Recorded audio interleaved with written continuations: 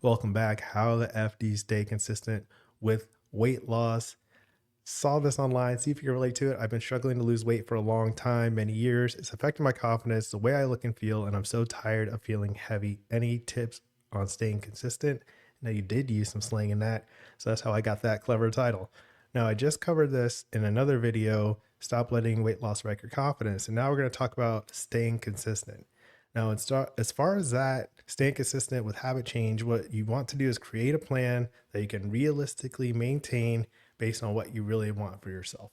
Now, people mess this up when they use a plan that they just got off the internet from somewhere that's not relevant to them.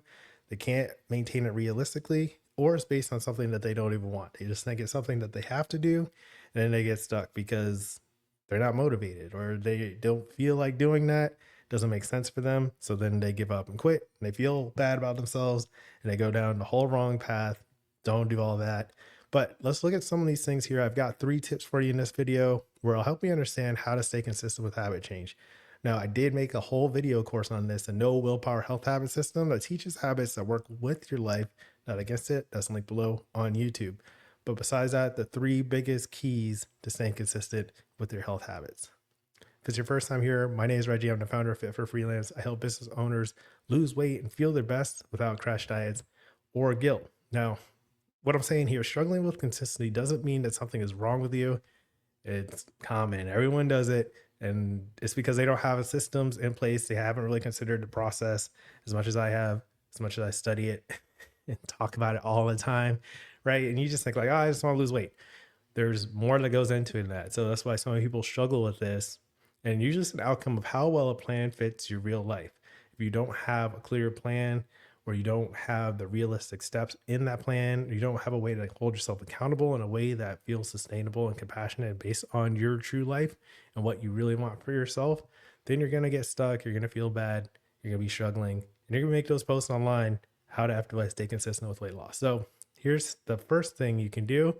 Don't make all or nothing plans, period. Like just skip that whole step. People do this, especially right now. It's in January where you feel like I have to cut out all sugars. I have to go on a crash diet. Some people are like 1 meal a day, or I'm going to skip breakfast, or like anything that you're doing all or nothing approach in a huge change that makes it really difficult for you to maintain that change because you're doing something different. You had a whole set of habits and a routine that was already going one way. And you're just like, take that out, right? Your body's used to that. You have a rhythm to that. You have rewards and consequences related to those old behaviors. And now you're just trying to abandon them instead of replace them gradually. People run into trouble with that. So I've got a graduate certificate in positive behavior support. I help people understand this process so they can maintain the results. But the big thing, don't even make an all or nothing plan in the first place. Just a bad idea, but it's common. So you can do it if you want, but then you'll be asking, how do you stay consistent with weight loss?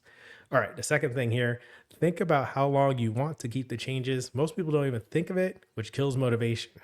Similar to that all or nothing plan where you're just like, I'm gonna cut it out forever, right? And then, so basically what you're imagining is that you are like never gonna have another slice of cake at a birthday party, or you're like never going to have another glass of wine at a party or a dinner or something like that, right? Think about how long you want to make these changes, and that's what makes your imagination kind of an objective, right? In order to have clear goals, you have to understand how long you're going to do them, when you're going to reassess, when you're going to check in, that kind of thing. This when those SMART goals come in so handy: specific, measurable, achievable, relevant, and time bound. If you know how long you're going to keep the changes, or even just test them out, just like, I'm going to see how it goes for a week or so, right? That helps you understand and have more context, and that can keep you motivated to just do it for that long versus like indefinitely. Because what happens when you have an indefinite plan, I'm going to cut all sugars, and then something happens, birthday party, right? You have a slice of cake. You're like, well, I already had a slice of cake, so now everything's ruined, and I might as well just have cake whenever I want, right? Like that kind of thinking doesn't help you stay consistent, and then you'll feel bad about yourself instead of just having a better system. So think about how long you want to keep the changes. Most people don't even think about it, and that could be something that's keeping you stuck. Another thing when it comes to this, between the all or nothing plans and thinking about how long you want to keep the changes, base these decisions on the question, what does a healthy, fulfilling life of your dreams look like? Are you doing something like totally unrealistic that you're not going to keep ever? Then like don't do that. Just skip that and base all of your changes on the life that you want to lead.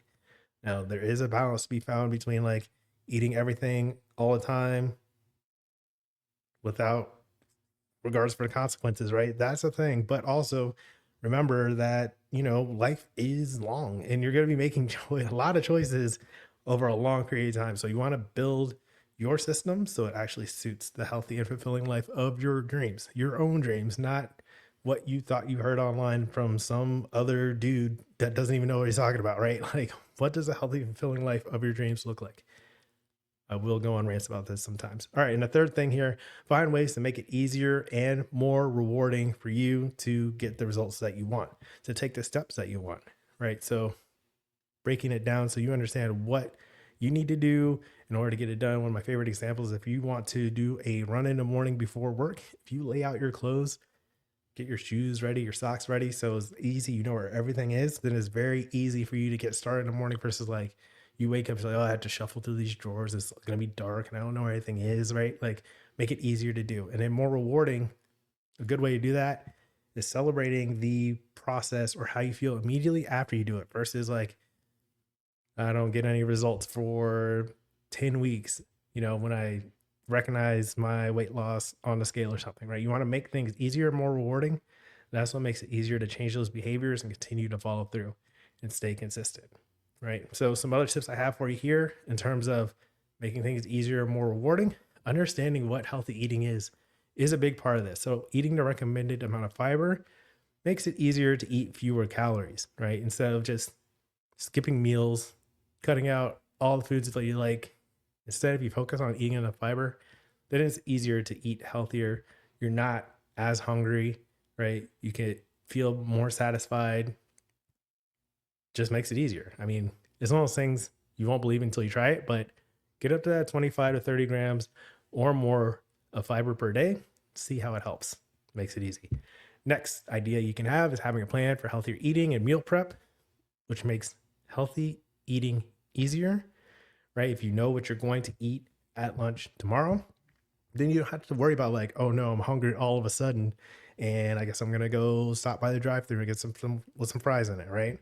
So if you have a plan, that makes the healthy eating easier. If you have the foods ready, that makes it easier, right? Time for dinner. What are we going to cook? If you already have a plan for that, you already have groceries, you already know what you're going to do, then you don't have to order something from DoorDash or get something delivered.